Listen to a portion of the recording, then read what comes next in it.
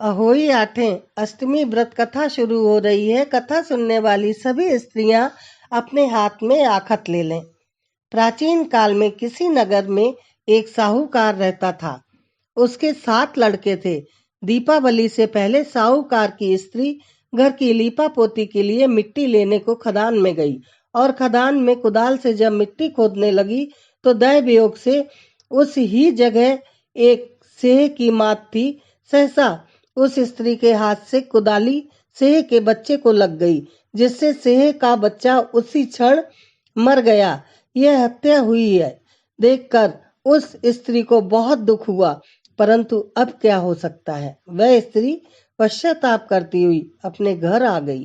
कुछ दिन के बाद उस स्त्री का लड़का मर गया, फिर दूसरा और तीसरा, अर्थात 1 वर्ष में उसके 7 लड़के मर गए।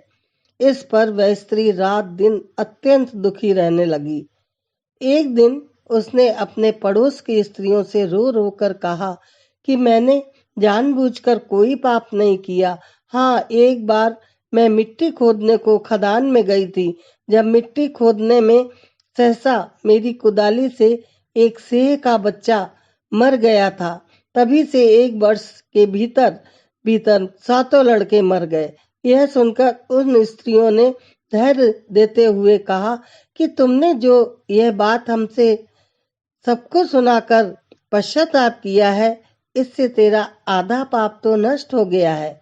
तो अब तुम उसी अष्टमी को भगवती की शरण लेकर सेह और सेह के बच्चों का चित्र बनाकर उनकी पूजा किया करो और क्षमा याचना करो। ईश्वर की कृपा से तुम्हारा समस्त पाप धुल जाएगा और तुम्हें पहले की तरह से ही पुत्रों की प्राप्ति हो जाएगी। उन सबकी बात मानकर उस स्त्री ने कार्तिक मास की कृष्ण पक्ष की अष्टमी को व्रत किया तथा हर साल व्रत व पूजन करती रही। फिर उसे ईश्वर की कृपा से 7 पुत्र प्राप्त हुए। तभी से इस व्रत की परंपरा चली आ रही है।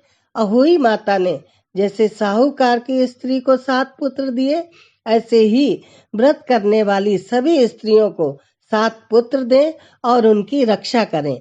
प्रेम से बोलो, अहोई माता की जय। आखत छोड़ दो जी।